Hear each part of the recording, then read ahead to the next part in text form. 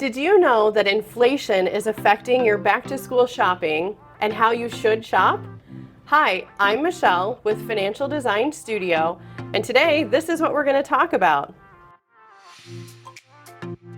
Do you remember hearing stories from people who are older than you where they talk about something that happened in the past versus how things are today?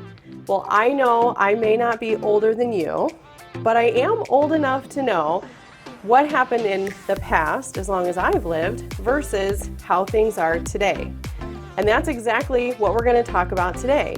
One of these topics that we're seeing much more today than in the past, which is inflation. Now, what is inflation? Inflation is just simply something that cost one amount yesterday, or a month ago, or a year ago, or years ago. It costs something different then than it does now. And it's that difference that we call inflation. That's the increase in price from that time that we're talking about until today.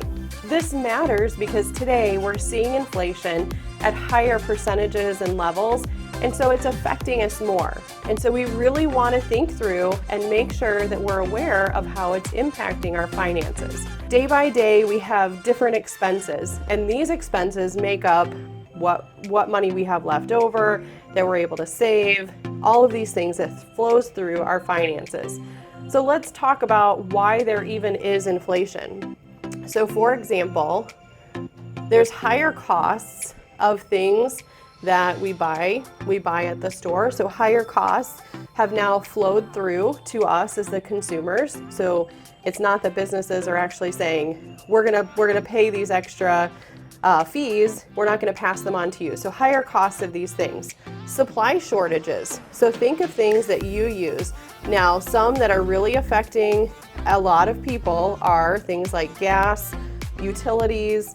These are things that could actually have shortages, and because there's less of those things, they cost us more to use them. So supply shortages, and even the supplies like within something. So a car is made up of so many different parts. So that car now costs us more to buy. But there's so many different little supplies within it. So all those little costs are getting passed on to us. It could even be higher wages.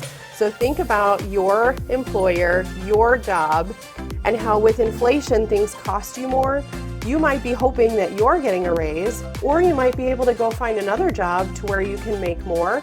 So employers are having to pay their employees more. Another thing that could cause a little bit of this is the stimulus that everybody has received. So for example, over the last couple of years, there's been stimulus to help the economy get back in running because we've had things health-wise that have affected our economies and school.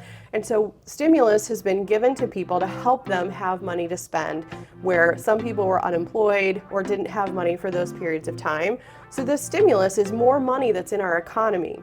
So people are buying more things, and all of these affect how much products are available to us to buy and how much we pay for them. Now, inflation affects different areas of our finances, and it affects them all differently. So even normal areas of inflation where we aren't seeing normal things cost more, healthcare, college, these are things that typically have higher rates of inflation each year, even when the normal economy isn't growing like it is today, or it doesn't have the inflation that it has today. So I want to walk you through, because this affects so many different areas of your finances, I want to walk you through one area where we're maybe feeling it if we have kids, because we have to do back to school shopping. And this may be something that even though you only do it once a year, it's still impacting how much you're spending. So even though it's just once a year, let's make sure that we're not spending more than we need to. So I'm going to walk you through a checklist of what we like to do, or what we did this year, because it was a little bit different than every other year, of how we did our back to school shopping. So we're going to make our back to school list, our shopping list of how to shop for our back to school supplies. So first, what I always like to have our daughter do is to go through her school list and see what supplies she already has. So if your kids, if this isn't their first year in school, they have supplies that maybe they were unused from previous years, or just ones that they can reuse. So things like a stapler or scissors, these are things that they can use year after year. So supplies that are unused. And we take that list and we cross everything off that we already have. That's the first thing. We don't need to buy it again. Next, this year, this is something I don't always do, but I picked 2 stores that were close to us that I figured we would go to one or the other, and we actually compared the prices. Now, this isn't something that I always do because sometimes stores have prices that are so similar. So comparing prices this year, I really wanted to do to see if there was a big difference. So we picked these 2 stores, and I looked at one store while our daughter looked at the other store, and we compared what the prices were. We picked about 10 to 15 of the supplies on her list, and we wrote down what the prices were for each item. Now you may want to pick some of the higher cost items. So for example, maybe that's things like Ziploc bags or Expo markers, things that you might spend a little bit more for versus a box of crayons. So we went through, compared that list, and it was actually very noticeable which store was cheaper. And this was somewhat surprising to me because I actually thought the other store was going to be cheaper. So this is something that comparing prices this year was very important and actually really gave us help when we got into the store too.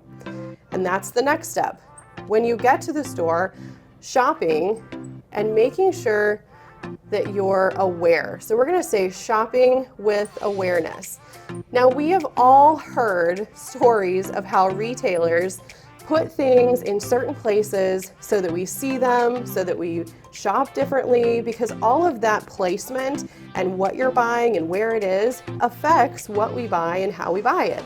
So knowing some of this, I actually was explaining all of these things to our daughter Emma, because she doesn't know this, she's not aware of this, and I'm just telling her these little tips and sometimes tricks. And like I told her, it's not that they're necessarily trying to deceive us or make us spend more money, but they're just putting certain things in places where we can see them easier than if we spend more time in the store and we keep looking. So that was actually the first thing that I noticed. So when we first got to the back to school section, because you know there's a whole section with most of the things you need, we started looking at our list. And I'll just take one thing for example. So Post-it notes we were looking for. Now, 1 pack of Post-it notes at the very front of this section, we could buy just one pack, one piece of it for $3. So it's individually packaged. We needed like 3, 6, or 9 of them. So we didn't just need one. So I said to her, well, let's just keep looking. And so I knew there's gotta be more variety. However, I want you to think about something. We talked about how with inflation and why it exists, that there's actually a shortage of some supplies. So that actually might mean that there's only 1 or 2 options. We may not have all of the supply or all of the choice and options that we normally do. So remember, it actually could be that there's less choice or less items to choose from.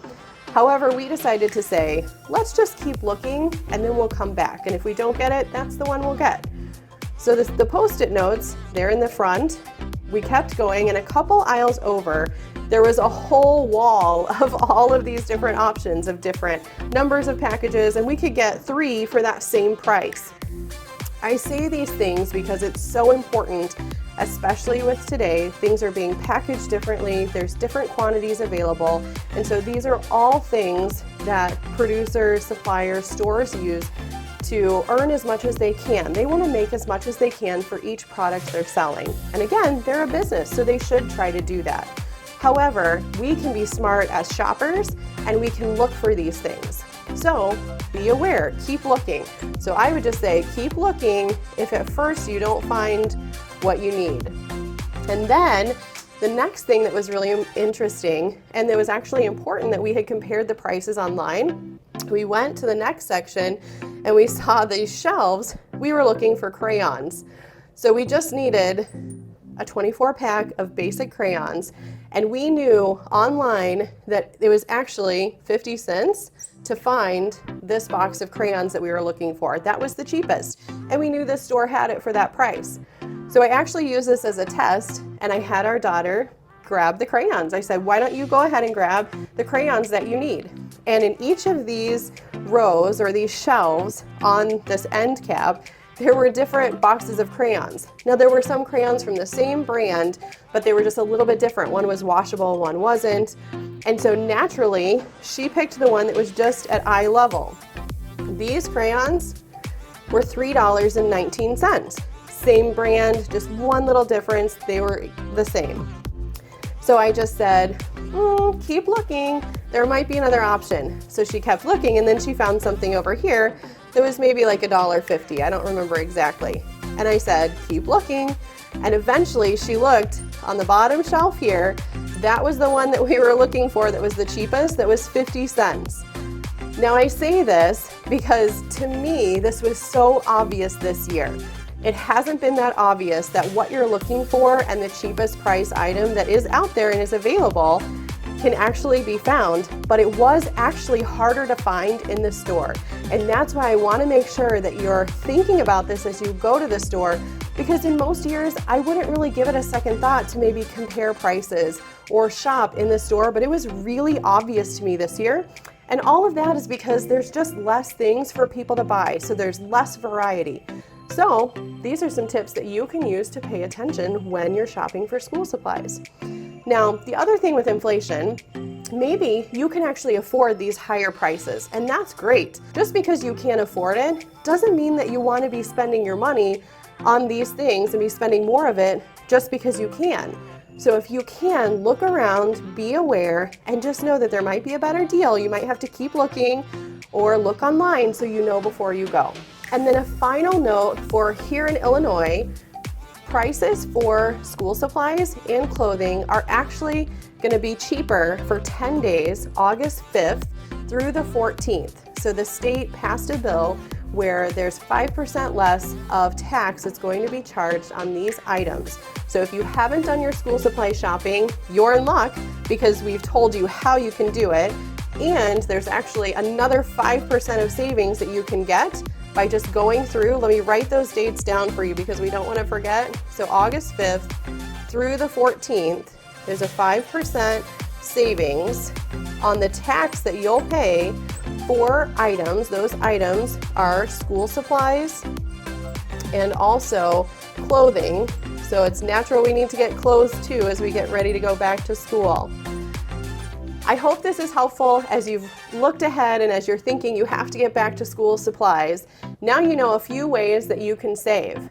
And if you're always looking for ideas on how to save on your expenses as they naturally creep higher, please check out our website because we have other videos to help you save on normal things that you buy.